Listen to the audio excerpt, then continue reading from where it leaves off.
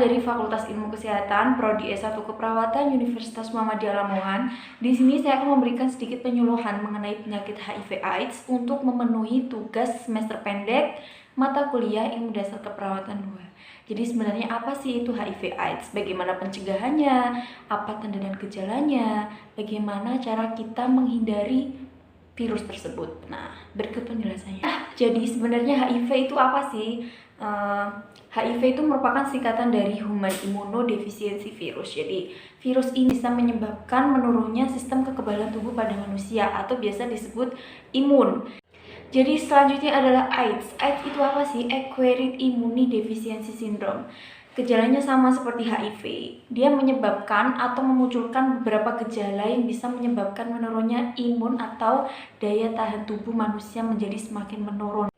Nah, di sini ada beberapa tanda dan gejala dari HIV/AIDS. Yang pertama adalah berat badan yang menurun secara berangsur. Jadi berat badannya tuh semakin hari semakin menurun. Selanjutnya diare berkelanjutan. Terus pembekakan pada leher dan ketiak. Nah, jika ada salah seorang yang mempunyai atau menderita tanda dan gejala tersebut, kita tidak bisa menjustifikasi bahwa orang tersebut menderita HIV/AIDS tanpa kita melakukan pemeriksaan penunjang selanjutnya. Jadi pemeriksaan penunjang adalah seperti pemeriksaan laboratorium. Nah, itu kita bisa mendiagnosa bahwa orang tersebut menderita HIV/AIDS. Jadi jika kita menemui seseorang, oh orang ini dia mempunyai gejala diare berkelanjutan, terus mungkin berat badannya menurun. Nah, di situ kita tidak bisa menjustifikasi bahwa orang tersebut menderita HIV/AIDS.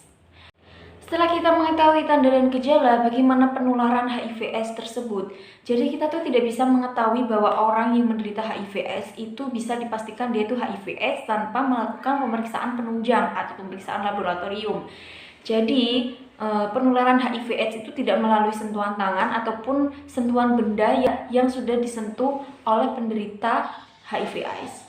Jadi HIV/AIDS itu bisa menular yang pertama melalui hubungan seksual, yang kedua bisa melalui jarum suntik yang bergantian. Jadi misal jarum suntik yang digunakan di rumah sakit itu sekali pakai, satu pasien satu jarum suntik. Bahkan untuk obat yang berbeda kadang menggunakan jarum suntik yang berbeda juga. Selanjutnya bisa pada ibu hamil yang sedang mengandung janin. Nah, itu bisa kemungkinan janin yang dikandungnya juga menderita HIV/AIDS seperti itu. Nah, di sini ada beberapa kelompok yang sangat beresiko untuk menderita penyakit HIV/AIDS ini. Jadi yang pertama adalah wanita pekerja seks. Nah, ini sangat sekali beresiko. Karena apa? Karena dia sering bergonta-ganti pasangan dengan lelaki yang berbeda. Yang kedua, lelaki pelanggan. Nah, lelaki pelanggan ini yang berlangganan di wanita pekerja seks ini. Yang ketiga adalah pengguna nafsa suntik IDU. Jadi yang sudah saya katakan tadi, penularan HIV/AIDS tidak melalui sentuhan ataupun benda yang sudah disentuh oleh penderita HIV/AIDS, melainkan bisa melalui jarum suntik. Otomatis ketika seorang itu pengidap narkoba atau nafsa dan sebagainya, dia menggunakan jarum suntik itu secara bergantian dengan temannya. Nah, di sini sangat beresiko banget untuk menderita HIV/AIDS, untuk tertular HIV/AIDS ini. Nah, selanjutnya bagaimana cara kita mengetahui bahwa orang ini tuh menderita HIV/AIDS atau bahkan kita sendiri. Jadi orang yang menderita HIV/AIDS terlihat sehat saja, bahkan kita sendiri itu, tanpa kita melakukan pemeriksaan penunjang ke rumah sakit atau pemeriksaan laboratorium. Jadi ada beberapa cara pencegahan HIV/AIDS. Ada A, B, C, nanti saya jelaskan satu persatu. Yang pertama adalah A. Jadi yang A adalah absence hubungan seks ketika kita jauh dari pasangan kita. Karena apa? Karena hubungan seks yang berganti-ganti itu bisa beresiko tertular HIV/AIDS. Yang B adalah, ini sangat penting banget bagi kita semua, berlaku saling setia kepada pasangan yang sudah dipastikan itu berhubungan seks dengan kita saja. Begitu. Nah, di sini bisa diambil sisi positifnya bahwa kita tuh harus setia. Karena apa? Karena berhubungan seks dengan bergonta-ganti pasangan itu dapat beresiko tertular virus HIV/AIDS ini. Nah, begitu baiknya. Jadi semua hal yang dilarang itu pasti ada sisi baiknya. Nah, lanjut yang C. Cegah dengan menggunakan kondom. Jika kalian tidak bisa memastikan berhubungan seks dengan satu orang, tapi kalau bisa jangan, kalau bisa hanya satu orang saja. Orang yang dipastikan itu berhubungan seks hanya dengan kita.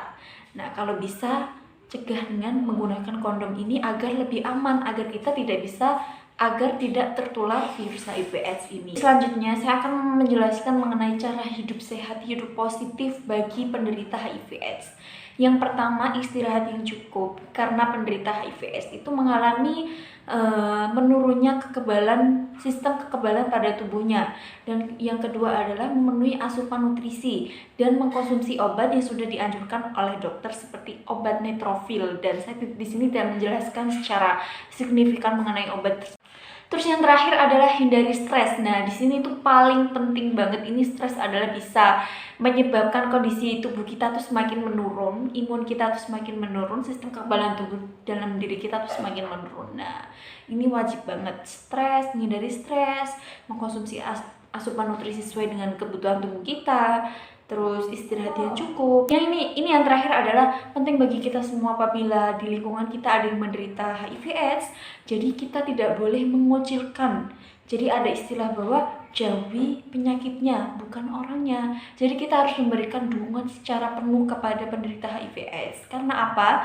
Karena siapa lagi kalau bukan kita gitu.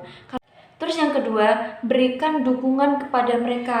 Kalau kita tidak bisa memberikan dukungan, ya jangan mengucilkan mereka gitu.